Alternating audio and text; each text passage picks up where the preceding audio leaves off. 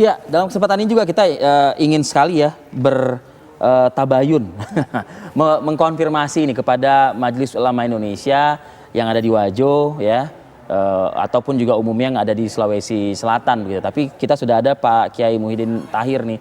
Pak Kiai, kalau tadi disebutkan beberapa faktor ada 1, 2, dan 3 poin gitu ya. Nah, saya tertarik tuh ke poin 1 yang mungkin beririsan juga dengan poin 2. Karena begini, saya mengasumsikan kalau misalnya si nenek atau si orang tua menginginkan anaknya, menjodohkan anaknya dan lain sebagainya, apakah tidak difikirkan juga ke depannya kehidupan kualitas rumah tangga anaknya ini dalam menjalani hari-harinya bersama dengan istri dan suami mereka ini gitu. Ya, saya kira biasanya nenek itu kan hanya melihat sementara, jadi tidak melihat masa depannya. Padahal masa depannya itu adalah sangat menentukan karena suami istri kan bukan hanya pada waktu kawin, tapi bagaimana anak itu bisa hidup terus menerus sehingga menciptakan suatu kehidupan rumah tangga yang bahagia. Saya lihat itu tidak dilihat, walaupun dilihat tapi tidak apa namanya. Yang penting bagaimana dia melihat anaknya kawin pada waktu itu. Rata-rata dari para pelaku pernikahan dini ini apakah memang sudah juga memiliki pekerjaan tetap begitu, atau memang masih menyandarkan ke modal dari orang tua mereka masing-masing, Pak Kiai? Iya, rata-rata menyandarkan kepada orang tuanya, karena kalau anak-anak usia begitu kan belum ini. Betul. Belum ada pekerjaan, apalagi usia sekolah itu ya bisa dimaklumi bahwa pada usia sekolah tidak bisa. Makanya itu rata-rata itu kan menyandarkan kepada orang tuanya. Orang tuanya yang mungkin dianggap dalam tanda petik orang tua yang berada ya.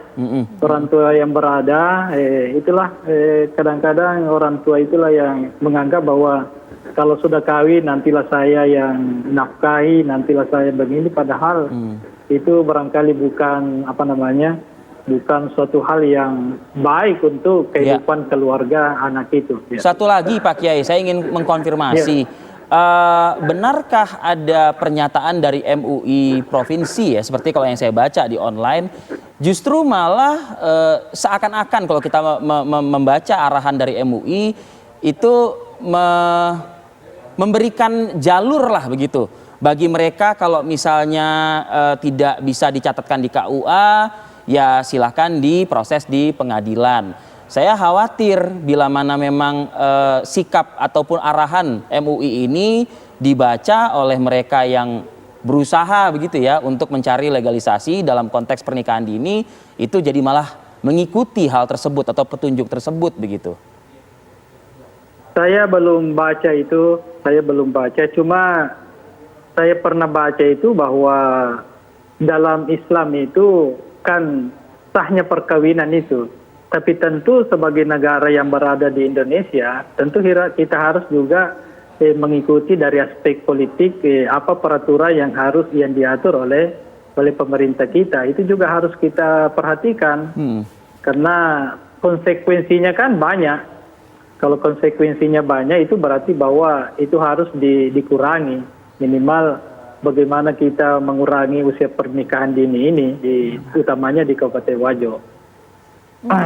Saya kira enggak begitu barangkali memberikan peluang, tapi tentu harus mengikuti aturan-aturan yang ada pada undang-undang perkawinan itu, undang-undang perubahan perkawinan itu. Saya kira itu barangkali ya.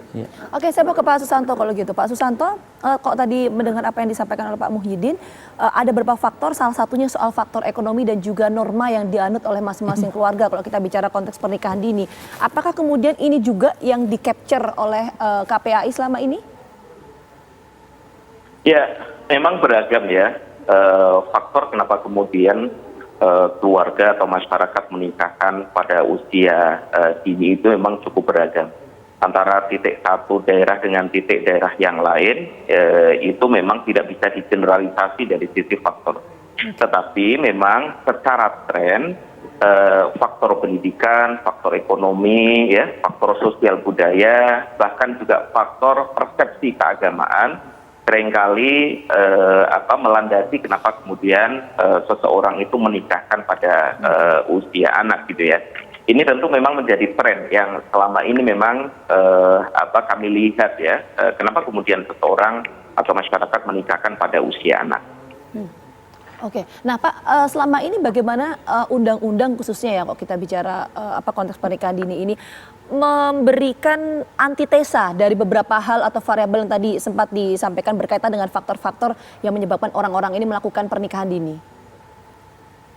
Ya, sebenarnya sebelum adanya Undang-Undang 16 2019 ya tentang perubahan terhadap Undang-Undang Perkawinan ya, kita sebenarnya telah memiliki Undang-Undang 35 2014 ya.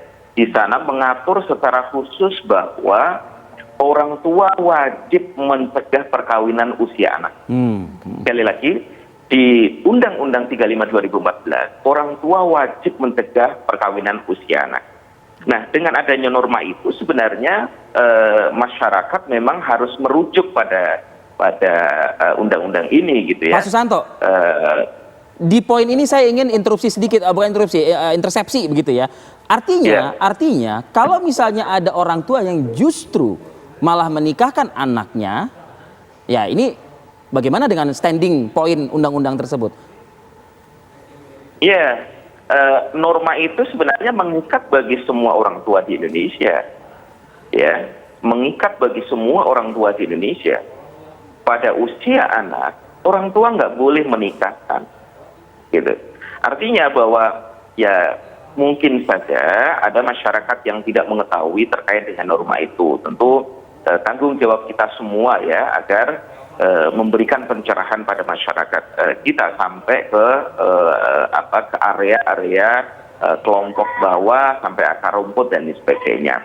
Tetapi pada prinsipnya dengan ada undang-undang itu nggak boleh orang tua AB atau bahkan justru menginisiasi terjadinya perkawinan usia anak, karena sejatinya norma itu kan mengikat bagi semua ya. Nah itu dia Pak Susanto yang ingin saya tanyakan, karena norma ini diikat dalam sebuah undang-undang, kita tahu bahwa hulunya adalah memang harus diamini, harus dilaksanakan, diimplementasikan oleh masyarakat karena ini merupakan produk hukum. Nah tapi bagaimana kemudian yang kita lihat fenomenanya, misalnya salah satunya saya contohkan di Wajo. Kenapa kemudian pernikahan ini bisa terjadi? Nah apa yang disoroti oleh KPAI dalam hal ini? Kan undang-undang sudah tuh terakomodir.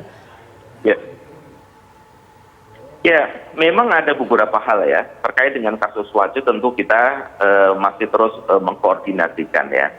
Tetapi pada prinsipnya bahwa pada saat orang tua justru menginisiasi terjadinya perkawinan usia anak, memang ini merupakan bentuk bagian dari evaluasi semua pihak ya, baik dinas, kemudian civil society yang bergerak pada isu perlindungan anak dan lain sebagainya. Berarti kan dari sisi daya efektivitas edukasi ya, sosialisasi yang dilakukan oleh komponen-komponen terkait memang butuh dievaluasi. Jangan-jangan materi edukasi dan sosialisasinya memang belum sampai ke akar rumput. Saya kira itu kan merupakan hal yang hemat kami butuh evaluasi secara program dan lain sebagainya. Baik, bagaimana juga KPAI mungkin menyikapi adanya arahan-arahan begitu, bila mana memang tidak bisa ditindaklanjuti oleh KUA karena memang sudah ada persyaratan yang tidak terpenuhi, lalu bisa naik lagi ke pengadilan. Nah, bagaimana mungkin KPAI menyikapi narasi-narasi seperti ini?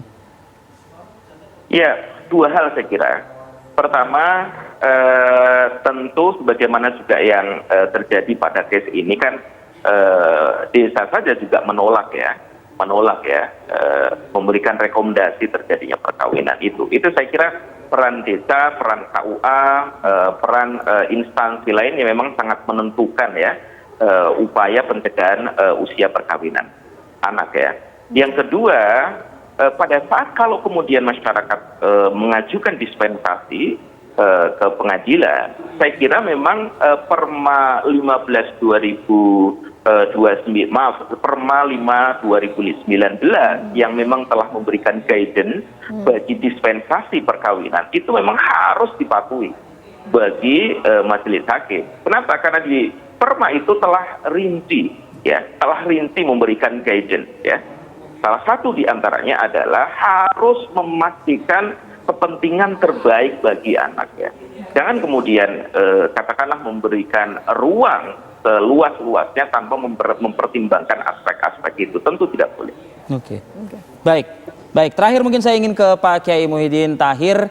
Apa mungkin himbauan dari MUI, khususnya mungkin untuk Wajo, tapi boleh juga lah kita mengingatkan untuk seluruh lapisan masyarakat di tanah air mungkin, Pak Kiai. Oh iya, yang pertama barangkali undang-undang itu perlu sosialisasi ke masyarakat. Sosialisasi tentu dengan sinergi antara semua pihak, semua organisasi, dan saya yakin Pemda juga sudah pernah melakukan hal yang sama, mengundang ormas untuk mensosialisasikan bahaya terhadap pernikahan dini ini. Kami harapkan juga kepada orang tua, tolong pikirkanlah anaknya masing-masing, jangan hanya melihat waktu sementara, tapi lihatlah bahwa pernikahan itu adalah untuk kemaslahatan, untuk membentuk keluarga sakinah mawaddah warahmah. Tapi kalau hanya masa usia dini, tentu hal itu tidak terpikirkan karena kedewasaan berpikirnya masih dianggap kurang, sehingga menimbulkan hal-hal yang mungkin yang tidak perlu terjadi tapi biasanya terjadi dalam usia perkawinan dini itu, termasuk usia perceraian barangkali akan meningkat terus karena kedewasaan mereka berpikir itu tidak sama dengan orang-orang yang dewasa. Saya kira itu barangkali yang saya sampaikan. Baik, Pak Kiai Muhyiddin Tahir, terima kasih, Wakil Ketua MUI Kabupaten Wajo, dan juga ada Ketua KPAI pagi ini juga Pak Susanto. Terima kasih Pak atas himbauan dan juga arahannya. Assalamualaikum warahmatullahi wabarakatuh.